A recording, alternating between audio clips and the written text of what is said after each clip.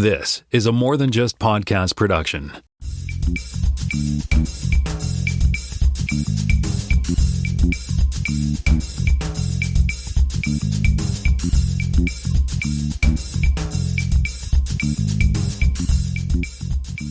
Hey everybody, welcome to the More Than Just Code podcast. My name is Tim. I am in Toronto, Ontario, and I'm joined once again by Jaime Lopez Jr. in Seattle, Washington. How's it going? And once again, for this special episode, we have Hrach in Phoenix, Arizona. How you doing?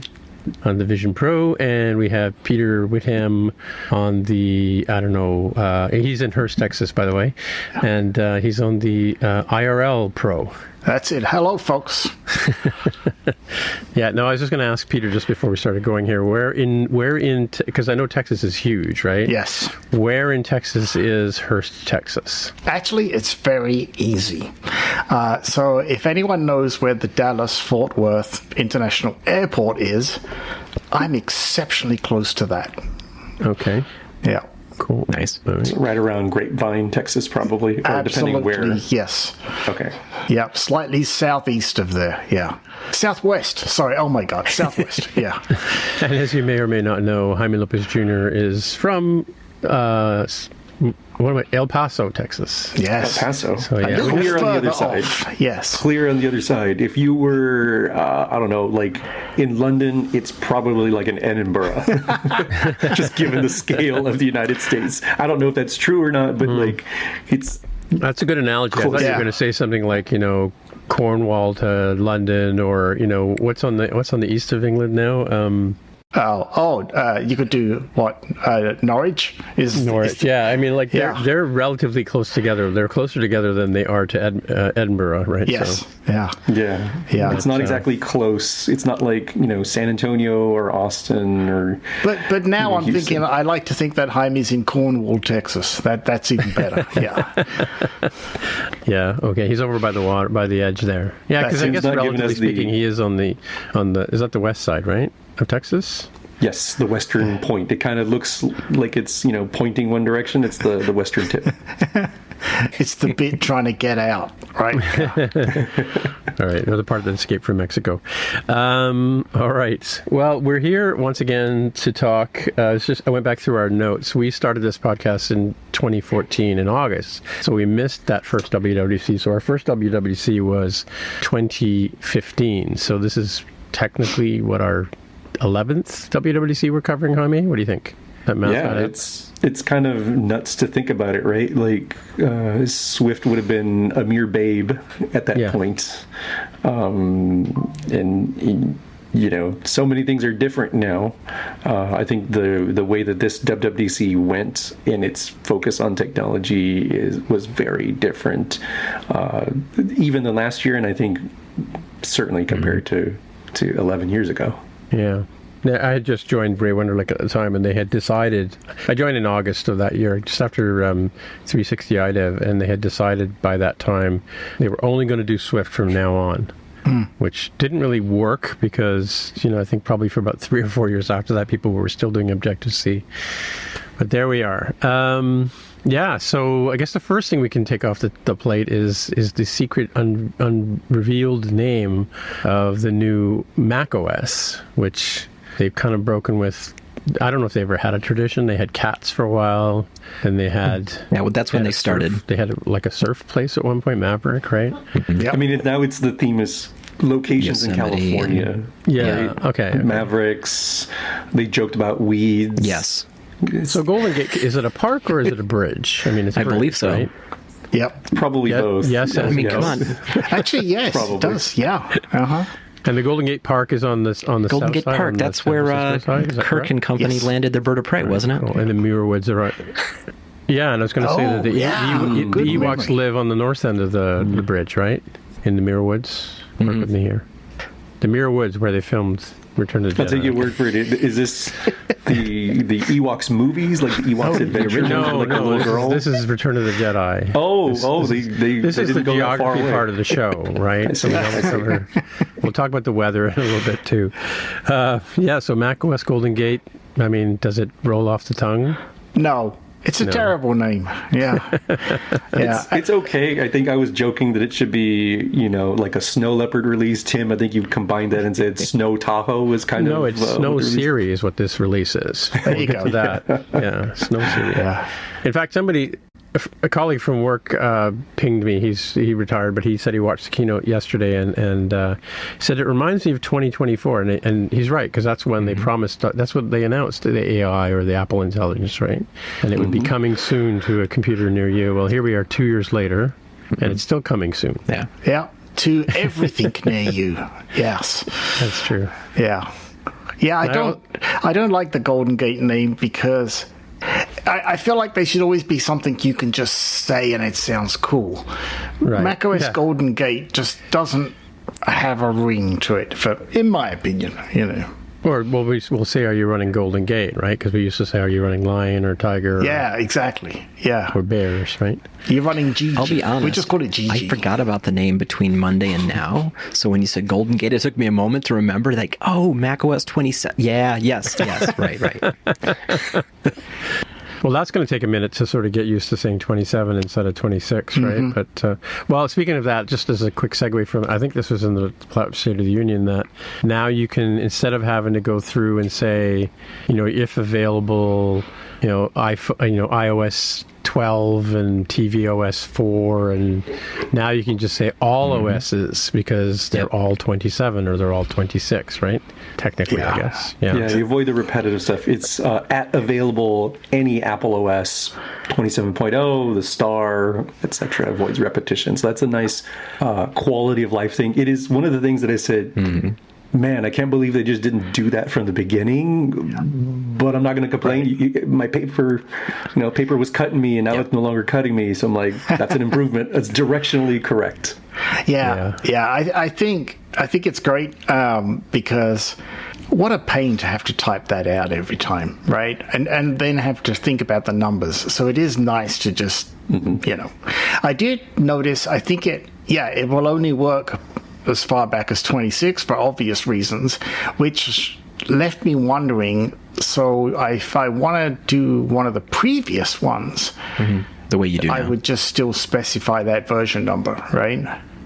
So like 16 dot whatever, yeah. Yeah, I don't tend to do that. I don't know, maybe because I don't really get, I guess this is if you're supporting older OSs and you need to have a new feature or whatever, but I mean, I just tend to do things like, if OS, Vision OS, I'll do this. If it's Mac OS, I'll do that, right, kind of thing. Because I've been using the multi-platform app development model I guess they introduced 2-3 years ago, to build everything, because eventually everything ends up on Vision OS with me, right? So if it can. I was going to say, now that I think about it, someone please put a library on GitHub to alias these things, so you can just reference body parts. If wrist, if head, if hand, right? Yeah, well, that's the similar idea.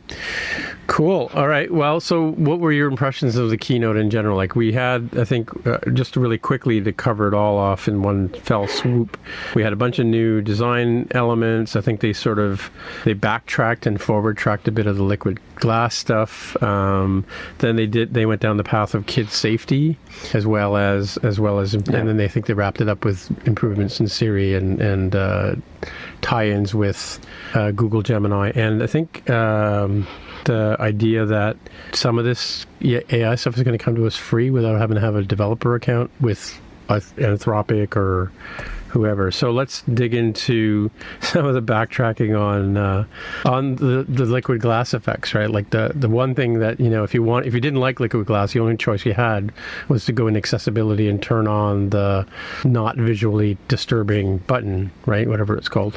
Now you have a slider, and I was listening to MKBHD this morning, or he said that you can go from like sort of cloudy to like even more transparent, which nobody asked for. Yeah, I'll take this one because I don't know if I've ever expressed my opinions on glass. Maybe I have. I was very happy to see the slider, and yes, for me it's very much okay, great, I'm going to put it on fully tinted, leave it there, and that's the best I can do, because actually I always do the accessibility trick, because You guys that have been hanging out in our regular places, yes, as you know, I'm not a glass fan, so I'm glad that they saw sense and realized, you know what, maybe all those people didn't like it after all, you know. But I mean, it's the thing about the accessibility switch. It's such a trade-off. I mean, I like liquid glass enough to not want to go into the accessibility setting and do that. I might use the slider, in the same way that I use slightly larger fonts. I don't go all in on big fonts, but I do use that particular feature. And of course, I support dynamic type in my apps whenever I can. Right? So, does that mean we need to support dynamic liquid glass? Let that stay a system setting. I hope not. Yeah. Supposedly, you get it for free. Yeah. I mean, it's a weird one. You can sort of tell that it's like, an apology letter, because like there's one person, like you can just point to Alan Dye, right, who left to go to Meta. If you believe all of the reporting, it's like he was the one that people said, this isn't going to work, dude, it sucks, like stop. And he had enough weight. And he made glass happen as it happened during WW last year, and mildly changed during the beta. But now it's like, do you want it to be terrible? Or I guess more terrible, just sort of make it more obvious, or like good mode, which I think is what they would ship if they didn't have to.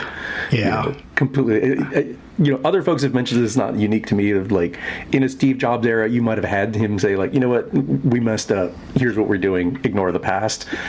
Tim Cook era Apple will try to massage this. So let's see when, new guy steps up, John Turnus, what his model, because, Tim Cook did not run it the way that Steve Jobs did. And I do not expect John Turnus to run things coming September 1 the way that Tim Cook did. Yeah. Even though Cook's still around, right? Like it's a very different situation, but it's like, hey, you know what? He's not going to do what? I don't know. He's not going to say good morning. He's going to have like his Star Trek captain, like, I want to see pretty things fly at my face, or whatever it is that Tig Notaro says. And I'm just hoping he doesn't like, okay, you know what? Let's now do the J.J. Abrams lens flare on the UI. Yeah. Let's just put that, on everything. Yeah, for sure. Yeah, and the other thing, that, as an artist, speaking of artists that you just mentioned, I kind of like the whole idea of putting a little bit of sharp edge on the app icons. I mean, they gave us this kind of really cool icon composer app, which, by the way, doesn't work on Vision OS yet. Oh. Somebody hit the cymbal or the sad trombone or whatever. But as an artist, I design my icons the way I want them to look. Sometimes I want a flat icon. Sometimes I want a little bit of skeuomorphism. But them deciding to put a little bit of what we call unsharp mask on it kind of like defeats the purpose of letting me design the icon the way I want it to look. I mean, they kind of forced our hand and I've spoken to people online about who've accidentally used the icon composer and then not liked the effect because they wanted a flat icon, right? They didn't want a sort of bubbled up, plasticky looking inflated icon. But yeah, it's weird that they're now, I guess, making, again, it's another compromise in terms of visibility, in terms of how liquid glass looks. But apparently, like from the UX people I speak to, it breaks all the rules about how things are supposed to look on a device and or page or web or what have you. So Tim, now is the time, right? And I don't know what the Canadian equivalent is. I'm going to go with an American. You would tell people, like, call your senator. There must be some sort of equivalent in Canada. I don't know your government's layout. And so submit your feedbacks now, because while this thing is still baking over the summer, now is the time to get exactly what you just said, with all sorts of pictures and reproductions of, like, see this issue. This is what you may not have considered for what I want to do with my, iconography. So in Canada, the opposition would get up and say, when is this prime minister going to stop this, ridiculous, unsharp masking of our icons and get on with flat icons the way the artist intended it? That's what he would say. And then our current prime minister might actually get rid of that just to have him be quiet. Then that guy will go off and pick something else. It's interesting how last year with Liquid Glass and the 26 releases, there was this kind of resurgence of feelings that happened with iOS 7 and the big flattening and everybody hating the design and everything. And how this year I feel we actually have more of the liquidness in the liquid glass than we did last year, for one. Then two, the calls last year of, oh man, it was so nice when we had aqua, wasn't that so great? But the things that they showed on Monday, where you've got some more outlining on the bubbles, and it really feels like the glass actually has more depth. It's almost like, are we getting back to aqua? Because that would be kind of cool. But it's some of the hard turnarounds, like they are so obvious, like the icons in the Mac menu options. Like last year it was like there's a symbol for everything, and now they've reverted that even in the HIG. And then the edge-to-edge sidebars, like it's not like a floating bubble anymore, but they actually go to the edge of the window. So that was a brief thing, and I feel really sorry for people that redesign their apps completely around that experience. That's gone now. I do want to say on that sidebar one, that got a big hooray from me, because I'll just say it. I always thought that, having that floating sidebar thing was like, this is stupid. This is such a waste of space. Why does this even exist? So I'm glad that they've gone backwards to the solid sidebar, because I think that is the visual model that your brain says, this is a set of tools. The other stuff is the content, which is ironic because Apple was always about bringing the content to be the most notable thing, and yet with glass it's the least notable thing because you have to struggle to find the content. Right? Yeah, I think it's the like Isaac Asimov, 3 rules of robotics interpretation. Like the whole reason the stories can even happen is because these seemingly correct and infallible laws is like, oh, well, how do I interpret these laws? I feel like, taking sort of the devil's advocate, they were like, well, this brings the content even forward. And I think a lot of people online, including myself, are like, well, that's great for your completely fake demo. Let's bring up some real apps. Let's bring up some real content. People whose names aren't, let's say Jim. People whose names are like 20 characters long. How does this look? People who have a bunch of busy stuff, not beautiful photography, where, you're in this liminal space. It's like, no. There's like a whole bunch of stuff behind you. Now see what's going on. Yeah. Right? And, it's funny because I said this the other day when I was on another podcast. The glass to me has always felt like a technical demonstration of absolute brilliance that should never have left the lab.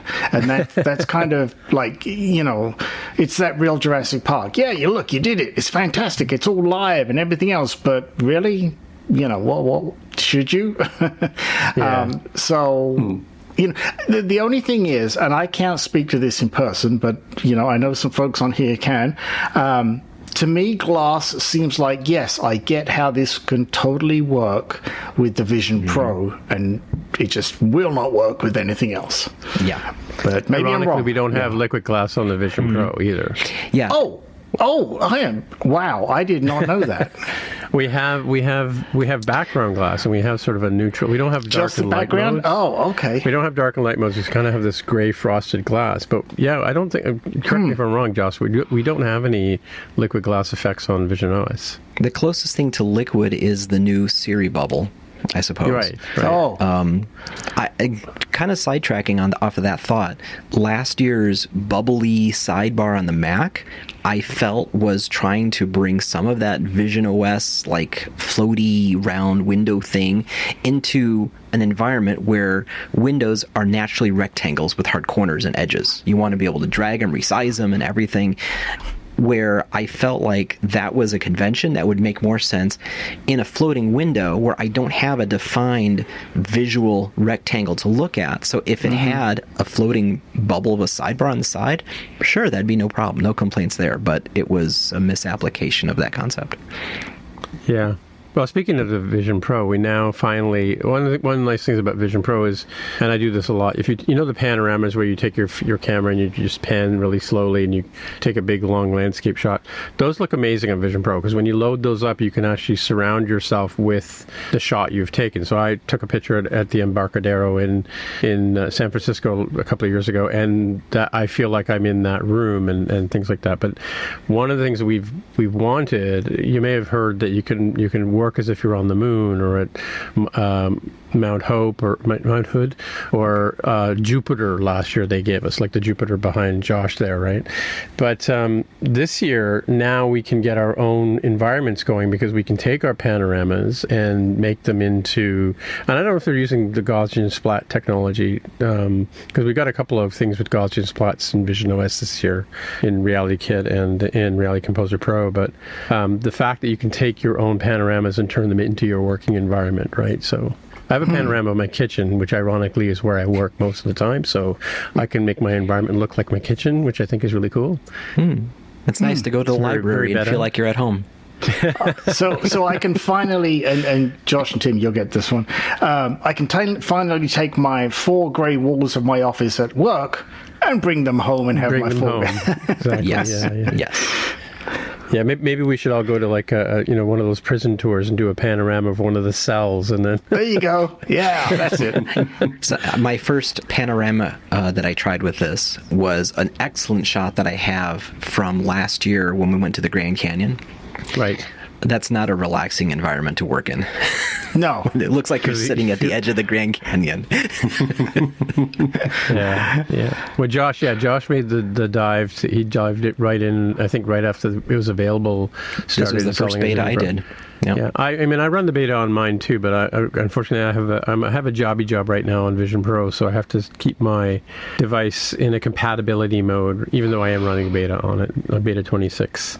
Cool, yeah. And then carrying on with the Gaussian splats, we have more. You're going to see Gaussian splats now on iOS and iPadOS and macOS too, because apparently the 3D maps on the Map app are now using Gaussian splats to make them look even more impressive. It's a really cool technology, you know. The concept is, if you don't know, it's like these, instead of building a model and then mapping a texture onto it that makes it look like a race car or whatever, now it's a whole series of little tiny dots that just slightly overlap, and it makes it look like IRL, like real life, right? So yeah, I will say, when they were showing maps, I did think like, wow, that looks so good. I could end up being obsessed looking at the map and not looking out the window because it really does look good. Yeah. Mm-hmm. Yeah. It was a big difference. Like, it looks so much more realistic. Like they mentioned, on stage, like the trees look a little bit more like the real trees do instead of the PlayStation 1 era, box that kind of has a weird warp texture. Yeah, it's not Minecraft anymore, right? Yeah. Yeah. Yeah. It's funny, all the technology like that is impacting now maps and flyover. Flyover could have easily been this thing that was introduced, I believe it was iOS 6, with the new Maps app, and Apple could have just left it untouched and not done any improvements, and here we are in 2026 with Gaussian splats for maps and maps improvements. But it's making me think of going back to iOS 9 with the introduction of ARKit, and we thought, ooh, augmented reality on iPhone, and it's in millions of devices, and you can bring these AR devices with you, not even thinking we're going to get something like the Vision Pro a few years later. 100%. Yeah. And I wonder if these improvements to maps are also one of those things that we're going to look back on in a few years and think, oh, the reason I have these very realistic 3D maps when I'm walking around with my vision spectacles or whatever they are is because of the Gaussian splat work that was done for maps in 2026. So I have a question for you, Josh. Since you're running the beta 27, is the Maps app native on Vision OS 27? Of all the things I've looked at, because it's not on 26. There's a handful of apps Apple apps that are not native on Vision OS yet. This is still an iPad app. Sad trombone. So when you go into the 3D mode, you it's get not the real Gaussian till splats? September. Huh? It's not really. final till September. This is first beta, and they might even, technically they might release it as like a point release. Yeah. 27.1. It's a real Vision Pro app now. Hey, and you know what? Give Apple a break. They've only just started using Swift in their apps, so come on. Yeah, not quite true, but yeah. Yeah, cool. All right. Next we have, then we can get into the child account. So I'm curious. I mean, I've always had a bugaboo because I've got lots of family members. Now I have grandchildren who are starting to use phones, and some of them have been using phones for quite a while. And one of the things I'm always concerned about with my nieces and nephews is the fact that my family members aren't as savvy about technology and about spam and scams as I am, right? So I'm glad to see now that Apple's come forward with, I guess, we did have the Easy Finder thing, I forget what they called it, back in the day, back in iOS 9 or System 9 days, but what was it called? Mac OS 9? Yeah, I can't remember. Yeah, so now we have this concept of a child account where Apple will, by default, start filtering out sites that they may not need to go to. They'll blur out or obscure images or content that the kids shouldn't be using when they go to the store. This is Jaime's follow-up on everything's follow-up on this show, we always say, right, Jaime? In the long run, everything is follow-up. Smurfberry purchases, right? And so now you'll have to ask for permission before you can buy something. And so apps you can browse and apps to ask to buy, those are both on by default. And there's also a concept of communication safety, which is the part about blurring and blocking content, and the idea of adding time allowances. So let me ask, I don't know, Peter, what your children's situation is like, but Josh, I know you have younglings. So what do you think about all this stuff? I think there's a lot of interesting potential there. I like the idea of time allowances. There's been times where we want to be able to more finely control the time that our kids have for entertainment and for games. Thankfully, neither of them have social media. I'd like to keep it that way for a while. But time allowances look interesting. They already have to do all of their app downloads and screen time requests through us anyway, so we're perfectly used to that. Being able to have them ask for specific time with websites and have access to that is interesting, as opposed to having to maintain an either massive deny list or an allow list. So these look like some nice improvements. I am also curious about the child account as well. Because right now having both of them with an account is nice, but if there's any additional controls that I can get over there, especially for the next few years since they're not 13 yet, I'm definitely going to try this out. I'm probably got to go through Apple support with some customer issues with my son's Apple ID, but that's been an issue since the iOS 14 days, and Apple doesn't expose engineering talent that I can reach out to directly to address that. So. They did but say, if you are an engineer that works with Apple accounts and or screen time and can reach out to me, I've got an issue. But I'm going to do air quotes because they did say that you can convert existing accounts to child accounts. And I'm looking for that. Yeah, I'm looking forward to that. So what's your situation, Peter? What do you think about this? Yeah, so this is thankfully, well, not thankfully, depends how you look at it, I guess. I don't have any kids, so this is not something I have to thankfully be concerned about, because otherwise I think I'd be a nervous wreck all the time. But I'm always happy to see more work in these kind of areas, because sadly, the world we live in today, there are so many things we have to keep an eye on, and that's the things that we can see, and when we're around.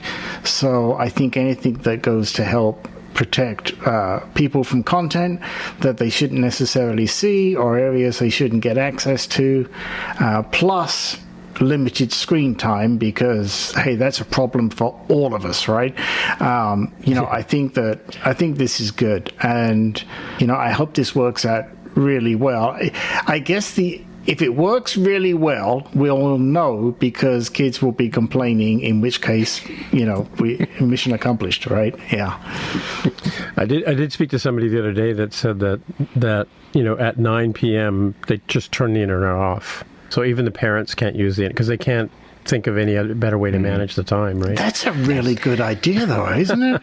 Except But not if you're a cable cutter. Well, yeah, that's true. Yeah. We've thought about that, at least with our Eero router. We've got all of the kids' devices on their profile, so we could just disable their whole profile after a certain time. Sure. I will say it's fun with limiting games and limiting access to certain things, and then seeing your kids do other things that you wouldn't imagine, like my son staying up late playing chess on Duolingo. Yeah. It's like I'm getting ready for bed and I get this notification of, can you beat my score? I'm like, dude, go to bed. Yeah, it's funny because I have been trying to do this thing this year that's been working out really well, which is, the last hour of my day is walk away from all the machines and sit down with an actual paper book. And it has been working out great. So, do you use the notification on your watch to tell you it's time to get ready for bed and all that stuff? I do. I ignore it every night, but yeah, I used to, because also I knew that it's like I'll get distracted and forget. Yeah. I always pick up some code and start coding at like 2 o'clock in the morning, and then I'm up till 3:30 fighting with some AI or a server or something. Yeah, that's why I force myself. It's like whatever the situation is, walk away, pick up a book, and it certainly helps. I think it helps me sleep better, to be honest. It does, yeah. So according to science, if you believe science, right? Apparently it does. So there you go. Have any thoughts on this stuff, Jaime? What do you think, Mr. Banker? Yeah, I think it's generally a good thing. I don't have kids, but I do have family members, and I'm basically like IT support for them. So if they encounter an issue with kids that are getting to like that age where they're going to start doing dodgier things on the interwebs, it's good for me to be aware of it. I'm aware that people who are looking at various rights for kids, because not every parent is a good parent. Sometimes there are like abusive situations. I don't know how Apple's going to thread the needle on that one, but I would say there are alternatives to dealing with that situation, as a society, and it shouldn't be in a private corporation. I think in general, these are good to, I was joking in some of our chat of like, nudes equals no, like noodles kind of thing, like nudes equals no in your P list is essentially the story here. And I think this is generally good, right? I don't think we want, kindergartners checking out OnlyFans, for an example, right? Like, I think we can generally agree, like, hey, it'd be better if they couldn't. They shouldn't be able to purchase, $5,000 worth of Smurf berries and a bunch of other things. Yeah. And so a lot of folks who listen to this very show, like, you're hyper technical just by like the fact that you're listening to this show, unless Tim gives it like a funny name that brings in fans of something completely. We had that happen with a Game of Thrones ish title one time before, Lost Redditor type stuff. So ignoring that, just think about most people who are like, oh, there's a new iPhone coming out, and like, what do you mean? Like, of course there's a new iPhone, and we get all uppity about it, but like most people, like, they just live their lives, and then they say, oh, look, AT&T is giving a deal, I guess I'll get a new phone. Like, that's most people. Right, so yeah. I think this will start helping most people deal with a most people problem for their younglings. Yeah. So after the show, can you help me fix my printer, Jaime? Yeah, so this is the call out. I say this sometimes figuratively, like I'm literally looking at the camera. If you're an Apple engineer and you're dealing with anything even remotely related to accounts, Mr. Tim Mitra has everything. He has like a Rolodex. Like, he has signed up for every account that you have come up with over the decades. And his case, you all aren't cutting it. Like, he suffers here. Yeah. I'm asking on his behalf, help him solve his .Mac, Apple ID this, Apple ID that. Because, like, you handled the real solid one person, one account, great. One person, one family, great. That plus like a million more is what Tim has. And if anyone knows a good shop where I can get a new quill and parchments, please let me know. Yeah. Yeah. I think it's time I'll post the medieval tech support in the show notes later. I don't know if you've seen that one, Peter. No, I haven't. The guy he's got this book, and he calls his friend over who's the expert. He says, you gave me this book yesterday, and I can't figure out how to get it to work, because he's got it lying on the covers down, and he's looking at the back of it, and he's expecting to turn it to the left, and he can't because the book's turned around. It's like, what's going on? Yeah, I like it.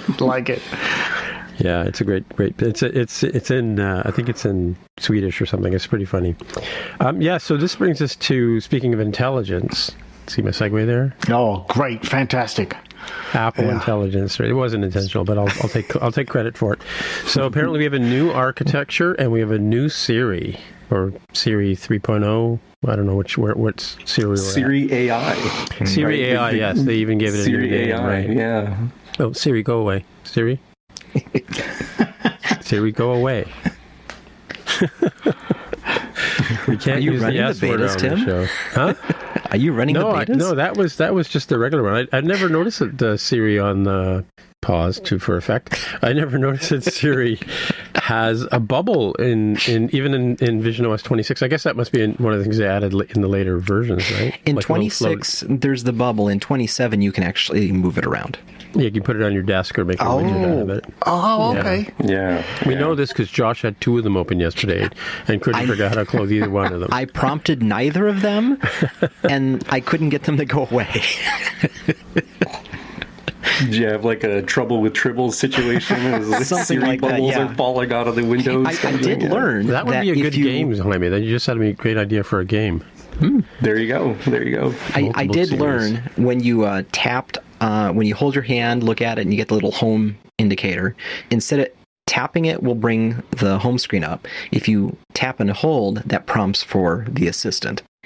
And apparently I had some lag happen as I was doing that, which is what caused it to appear the first time. And then I recreated the gesture, had it go a second time, expecting it to replace the first one, which had no way of closing it. And then I had two that I was able to drag around. And yeah. It is a 1.0 beta, we will point out. So we have new Apple Foundation models that are tied in with Google Gemini, which everybody saw coming, right? We all knew about this coming. But what is the Gemini integration? It's not built on top of the Google Assistant. Some people are thinking, right. oh, this Siri is powered by the Google Assistant. That's not what that is. Clippy going to come back? Yeah, so it's just Apple's using the Gemini models, but it's still Apple in control. It's not Google Assistant underneath. And as they emphasize, it is still mostly on device. Right, I was going to say exactly that. Or using private cloud compute, which I guess is like going to Apple servers for some heavy lifting. Is that the idea behind that? And obscuring and making guarantees around, like, if we cut the power, like the Ghostbusters or like the internet at your all's house, like you were talking about, you cut the thing, it's like it wipes, guarantees that like the janitors aren't able to go in there and like pull disks out and stuff. Like, they didn't talk about it here, but I know they've talked about private cloud compute, of like just how serious it is. The containers and stuff that they had security researchers like, hey, come take a look, see if you can break it. If you can break it, still have we're going to fix it. Yeah, they said you could do that. Yeah. But the one thing I mentioned this earlier, like, so the idea, and I didn't quite catch this fully, but like if you want to use the third party, like a Claude or Codex or the other ones, right? You can do that. Like Apple will kind of do part of that somehow. Like was that maybe in the platform State of the Union where you talked about that? I think that was in relation to Xcode, where you've been able to bring in, Anthropic's Claude as a model to help you as an agent, OpenAI's ChatGPT, Codex for the agent, and then now Google's Gemini is the new one, and so you can bring in your own stuff there. They're out of. But are we still paying for that separate account, or did I misunderstand that? No. According to the marketing details, as they say, there is no token cost. But I can't believe there's like truly no token cost, because even if Apple in their generosity says, look, we're going to foot the bill for X amount of tokens for everybody, there has to be a limit somewhere, right? There just has to be, because otherwise there would be limited reasons for these third parties to want to integrate with Apple, right? I mean, they'd be losing money, even if Apple's paying them something. But you can bet that Apple's like, hey, we're Apple. We will pay you X amount per token, and you'll take it. Yeah, but don't forget, it's like 165 million developers, right? So that's a good chunk of coin to say, sure, 5 cents a token or whatever, right? Mm-hmm. Yeah. Yeah. Economies of scale. If I had to negotiating, what I would do is be like, look, Google, we've worked together before on a bunch of stuff. Remember how we're paying you all this money to make Google search the primary in Safari? What about that kind of concept? So let's say it's, $100 billion worth. I'm going to give you 50, but hear me out. It's a guaranteed 50, not a you got to go get it 50. Mm-hmm. And remember that you are in a, existential battle with Anthropic and OpenAI, and this will get your stuff and the way that your stuff works in front of more people, developers for sure, but then also, the Siri AI piece. Mm-hmm. And now how much do you want to sign on the dotted line for this, right? It's kind of like, it sure would be a shame if something were to happen to those nice LLMs of yours kind of thing. And also, don't be surprised when suddenly our Apple developer accounts go from 99 to 299, right? Yeah, Yeah, when they're like bumping up the price of iCloud Plus type stuff, that's it. Apple Care, like they just need to make like $1 more on Apple TV Plus or something, right, to just sort of like cover it up, sort of thing. I was kind of expecting, and maybe it could still happen in the future, but building off of Apple's private cloud compute, Apple having a coding assistant of their own that is highly optimized for Swift, for developing for their platforms, that they could train early with their upcoming releases, since it's only, their servers and everything. And I could see that being part of maybe either a paid, I would say either part of the payment for a developer account, or it could be something where you pay it like you do with Xcode Cloud, which would almost be in a way token based there as well. But I still am kind of holding out Apple doing something like that. Maybe next year, this was like the reset, right? We were talking about like, hey, they promised Siri, awesome AI. Whoops, didn't happen. That's another mark, like the AirPower device that never came out. It's a big mark on them. So this was the Snow Tahoe release to reset things, get them in a good foundation. Your idea makes a lot of sense. I think what they did this year was kind of like the poor man's version with like, oh, look, we have all these skills here that help you with Swift UI and other things. I could see them adding upon that in the future. Especially given they were like, oh, look, Xcode Cloud works way easier. It's just a few clicks. We've gotten rid of the friction. Oh, look, Xcode itself, not to peek too far in the future, you don't have to come up with a bundle ID. You don't have to create a file. Like, just say new and just start coding and then figure out all that detail stuff later. Yeah. So what you're talking about, Josh, would make a lot of sense for like next year's release. The thing is, though, all of this is heavily dependent on them actually getting it to work this time. Right? And I hate to bring that up. Chestnut. Yeah, because I was talking with a friend of mine the other day, and he said to me, well, what if it doesn't?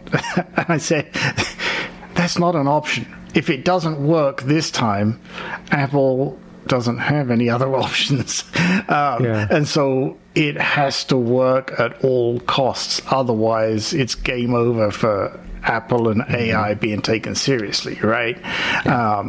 So we'll see. But, I mean, this year I feel like, okay, whatever you do with AI, Apple, because you sure spent enough of the keynote and that talking about it, you better darn well make something work. Otherwise, you just made a terrible situation unforgivable.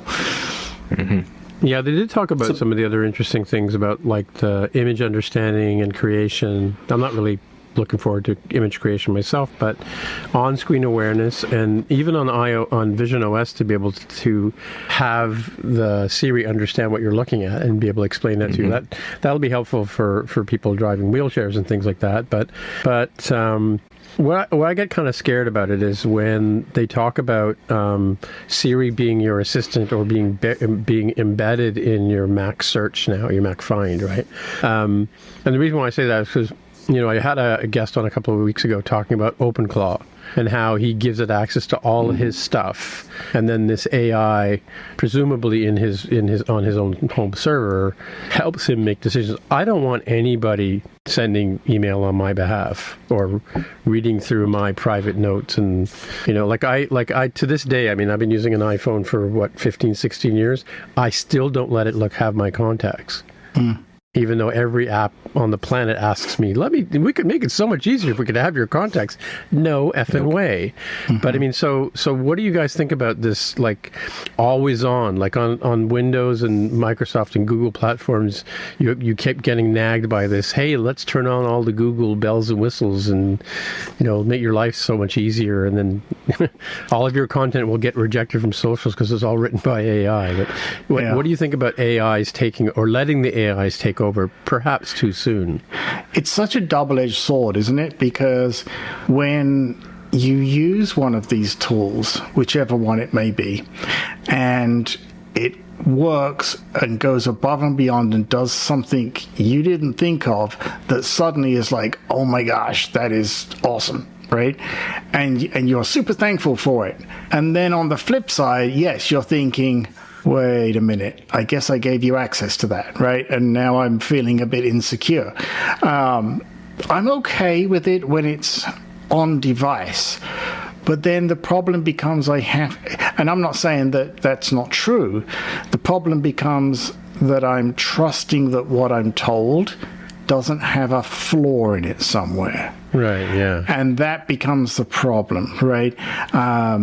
I would so dearly love to have conversations with that lady about all sorts of things that would really help me out, like when I'm driving to and from the office and things like that. Yep.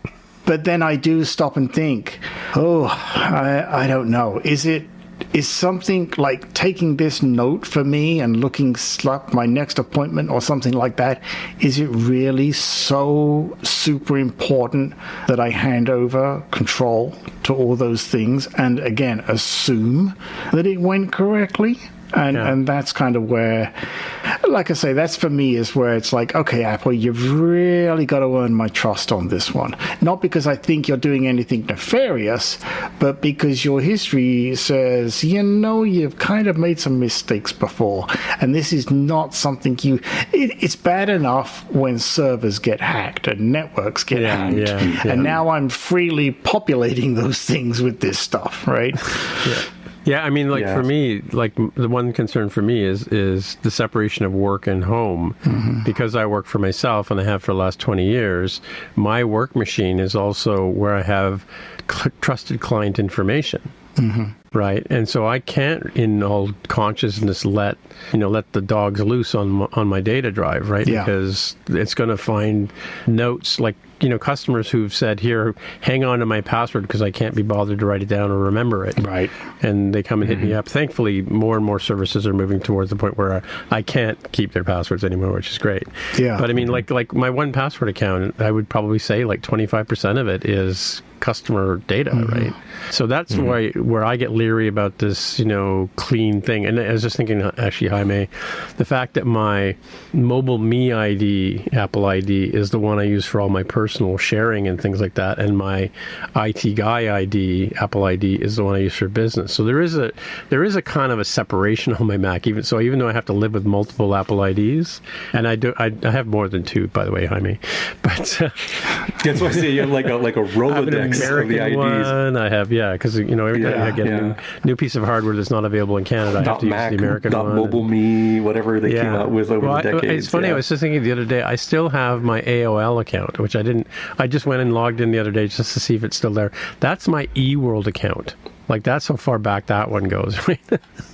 Anyway. I think, Tim, you raised some good questions, right? So I'm going to talk about some of the stuff that's going on in industry that I think will help some of the things you're talking about, and then use a real world analogy. So maybe I'll use the real world analogy first. So I've become increasingly aware of like what executives do and how they run their lives. And I realized much more the depth of access that their assistants have, like real world assistants, like the kind that can bring you coffee. I'm like, what? They can see your email? Like, so when I'm emailing you, like, they can read it, and it's just pinky promise that they won't do that. And like, do you think Paul McCartney really writes his own social network feed? It's that sort of thing, right? That's already happening, and I'm like, oh, now I understand why execs really love real-world phone calls, because this is the one thing that the assistant, the real-world human flesh and blood assistant, can't peek into, and it also doesn't leave a paper trail, right? Like it's a completely different thing. I'm like, oh, okay, I hear you. So real-world analogy exists for like something that is going really deep into your normal personal life, right? For the digital world, it's kind of fascinating. You know, Peter Steinberger's OpenClaw, you know, it has like a lobster mascot. Like it's wild. It strikes me as the sort of Napster equivalent. So indulge me here on this quick analogy. So when I was in college, you know, people would share with their buddies music, you know, on FTP servers between this university and that university. And like the music industry largely didn't care because the barrier to entry was really high. It wasn't that interesting. But as soon as Napster came out and anybody could just type in Metallica, they lost their minds until Mr. Jobs said, hey, industry, here's a better way. You know, iTunes, 99 cents, and 1,000 phones in your pocket with the iPod. And did that eliminate all of the people? I'm like, no, like there's still definitely college students today that are, you know, sharing stuff with each other for free. But by and large, most people are like, oh, this is available on Apple TV, this is available on Apple Music. I just click, and I'm done with it. I think some of the stuff that's going on here with OpenClaw, there's things like NVIDIA has NemoClaw, which is supposed to put more guarantees and stronger security and protections around it. Microsoft at Build just came out with its MXC, which I thought was Most Extreme Elimination Challenge, if anybody remembers that TV show on Spike TV. But no, it's Microsoft Execution Container. And they brought Peter Steinberger out here. He's like, look, OpenClaw can do these things. You know, it can go awry. It can do terrible things to your drive. Let's watch it go do something. And then it stops. It gets stopped by the MXC container where it would have, like, you know, navigated outside of this directory or nuked this directory, and Microsoft had technology to prevent that from happening. I just assume Apple will do very similar kind of things. So Tim, to your point of like wrapping it up here is, you know, you could hopefully have like an Apple execution container that's like, hey, this little spot right here on my hard drive, you don't get to touch this. Everything else, fair game. You get to be in my downloads folder, for example. You get to be in a, you know, this is just for you Siri folder. You don't get to touch this because this, as you just mentioned, has customer info. Yeah. I will say, though, let me just quickly add one thing there, which is the problem is always going to be, and even more so these days, the user. Because, Jaime, you were saying there, I'm just thinking about when I use Claude, right? And it says, you want to execute this tool? You want to execute this tool? You want to execute this tool? There's that security blindness where users just hit the return key. Just do it. Just do it. Whatever just button, do it. Yeah. So I think whilst it's great to have these tools, unfortunately, most users are still just going to say, yeah, do it. Yeah. So it's true. And I'll go for it, Josh. Yeah, I like the reference to OpenClaw because that was the first thing I was thinking. When we think about a personal assistant, I think that's been the one that's been most compelling to me mentally, this idea that this assistant, you can not only give it access to things and work on your behalf, but it can teach itself skills, it can get smarter, it can get better. But what's powering it? A lot of that is still AI driven by other companies on their clouds, and my data is no longer my data. When I think about this new Siri, even though it's now backed by Apple Foundation models that are trained based off of Google Gemini models, it's got an LLM powering it, it feels like it's still building off of what Apple has had for years on your device, which is an indexed cache of data, right, which is where Spotlight was getting all of its information. So you've got this local on-device index with an AI that now accesses it, but what powers it? It's powered by app intents. which has been powering intelligence on the system and shortcuts for years. That's still primarily where that's coming from. So there's really not a lot new when it comes to functionality. The new part is you can now have a conversation and keep things going and have contact go from one to the other. It's not like suddenly your assistant on your phone now has the ability to wipe its own drive. It's like it's not going to do that, thankfully. And I think that's been where Apple takes the cautious approach. And we see that differently with Microsoft throwing Copilot, and before that they had Cortana, and trying to have some of that working together. But Google's all in on the cloud. Like, everything for them is Gemini and Nano Banana and what are all those models they got? They got like, I think 37,000, whatever it is. They just keep spawning them every day. But that's what people are comfortable with if you're working with Google and with that stuff. But Apple has very much curated their own ecosystem of users who are people like Tim, who don't want any app getting access to the contacts. People like ones in my family who don't want their contacts, don't want to share anything with any other app because of that. But what about your phone already knowing your index of your photos? Like, it knows that anyway. Like, you can search in Spotlight now. This on-device AI is just giving you another way to access it, and I think that's still the appeal of it, where I think new Siri is going to be better perceived in the minds of the public compared to other AI. And I think that's still Apple's advantage. They didn't pursue AI for the sake of AI. They didn't, go out and do that. Now, I do like what they announced this year, even though they've been building iPhones made for Apple Intelligence for years. Love that old marketing for the iPhone 16. But at least what they've announced is going to work on all the devices that have Apple Intelligence.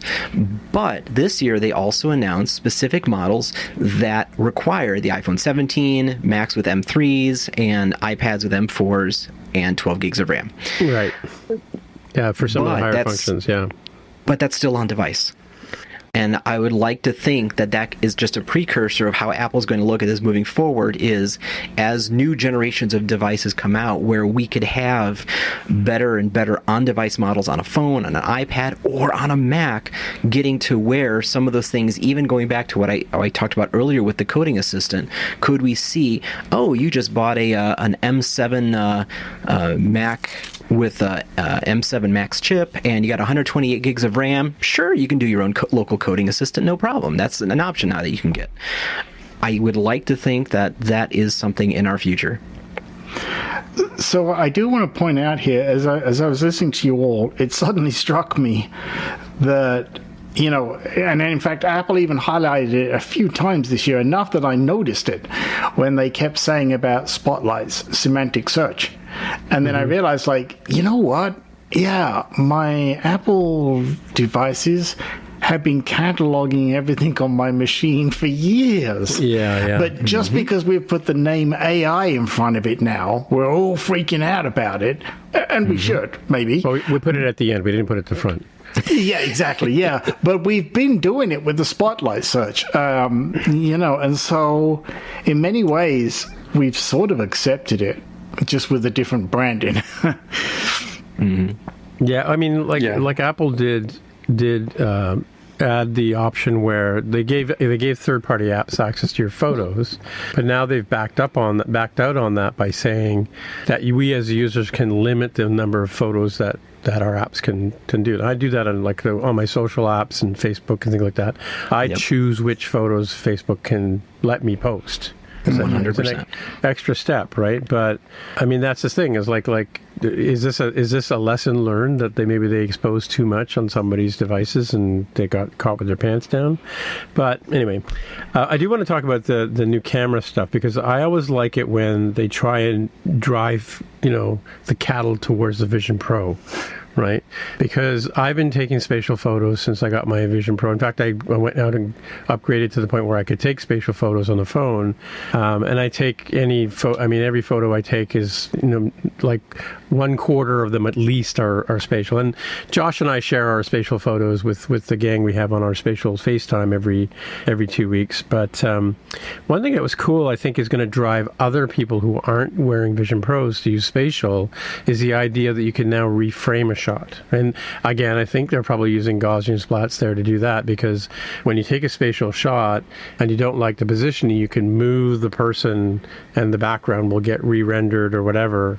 Apple does a really good job, and and Josh and I both experienced this, where you can take a 2D picture you took 30 years ago and turn it into a 3D or more photo. Yeah, I've gone back to the before time, and it's amazing, and you kind of get the wallpaper might not be perfect, but they do a pretty good job of making those old photos into 3D. But so I think it's cool that now we have this ability to reframe our shots. And of course, I'm a Photoshop expert from 1.0, right? The ability to clean up photos has always been in my toolkit. But what do you guys think about it? Coming at the ways you can clean up your photos now, remove people from shots and things.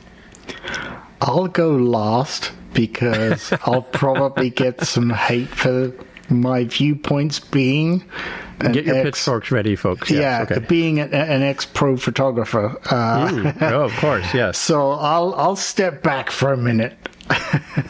I'll sacrifice myself. I have never felt like I needed those tools that often, and so I don't ever want to remove people from a photo. I don't see necessarily the need for that. Yeah. Like a lamppost or something from somebody's back of their head or whatever. Which Peter and I know never frame a shot with a tree coming out of somebody's head. Absolutely. Yeah. I do think reframing is interesting. I do think the what's the term where they if you zoom out it'll fill in. Oh, it expands the background, right? Expands, yes. Yes. I did play with that yesterday, but I think the demo that they used in the keynote was excessive. And when that person was reframing with their children, I'm like, actually, I think that's a worse shot than when you started. That's just me personally. Yeah. I would not have touched that. I think it's just one of those cases of Apple giving tools, not necessarily saying that it's good to use those tools or that we should use those tools. And I'm slightly disappointed that this was announced, but the rumors of an advanced camera app did not pan out. It would have been great if that happened, because then they would be saying, okay, you can clean up these photos if you want, but we've also got this camera so that you can still take cool regular photos that hopefully don't need to be touched up like that. Yeah, didn't they buy Halide last year, the advanced camera app? No, not Halide. They bought something, though, didn't they? They poached the designer. Oh, from Sebastian they DeWitt. acquired the designer. Yeah. Oh, really? So he's at Apple now.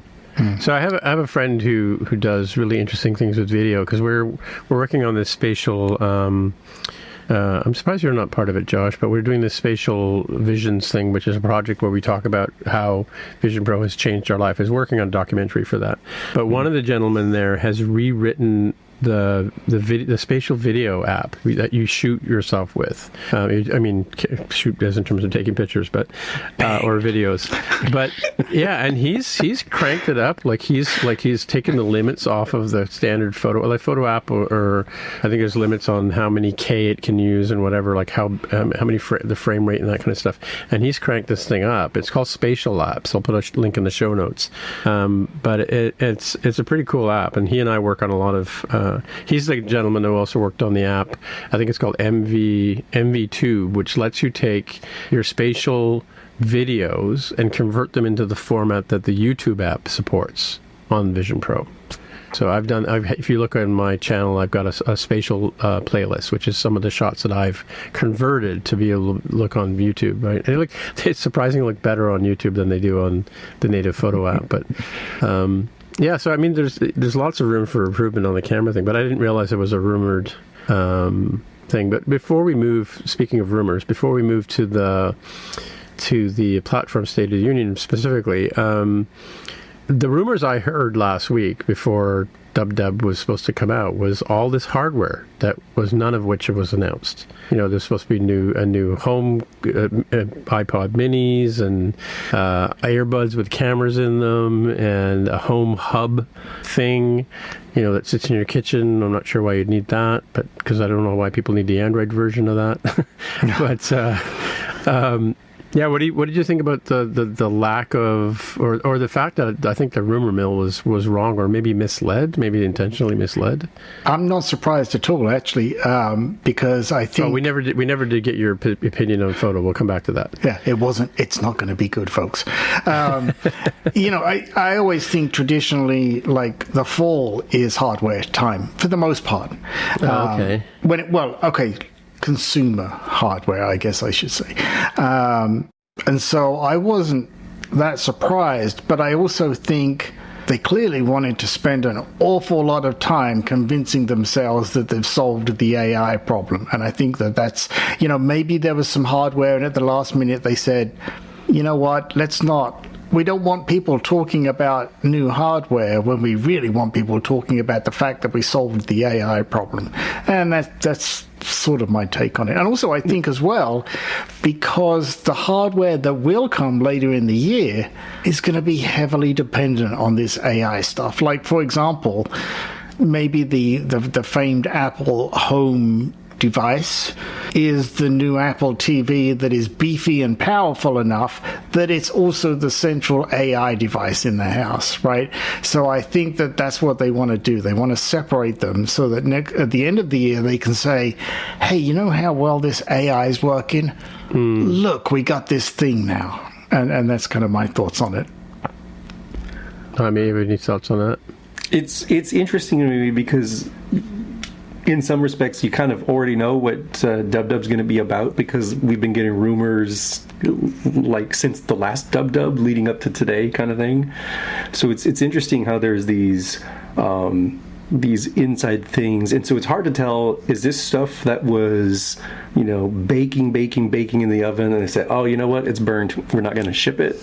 Or is some of this Apple getting better at sort of sussing out the leaks and being able to give information and see who is the source of the leak? It's like, I gave you this version, where the buttons were blue. It was like, clearly it was you who leaked it, because I gave your colleague the ones where the buttons are teal, and I can tell the difference, just something like that. It's hard for me to tell there, but I know that Daring Fireball Gruber, like, he keeps roasting Mark Gurman constantly about the stuff that he's got wrong. So I'm not sure what to think there. But it is amusing, it keeps us entertained in between Apple events, that's for sure. All right, Peter, tell us what your thoughts on photo, on the camera app. Sorry. So there's two. I have two lines of thought on this.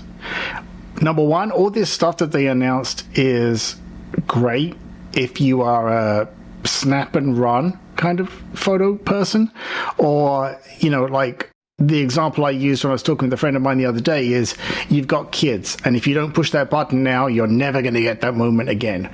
All of this stuff makes sense, right?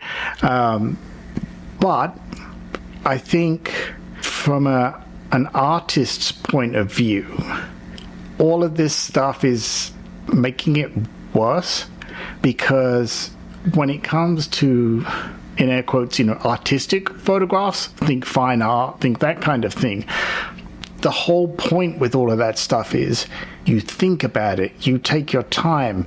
As so many of us know is in the video world and everything else, right? That phrase, get it right in the camera, right? That is still number one, right? I'm not going to put a $2,000 on the front of my camera and take one snap frame and run away. That's not how that's going to work.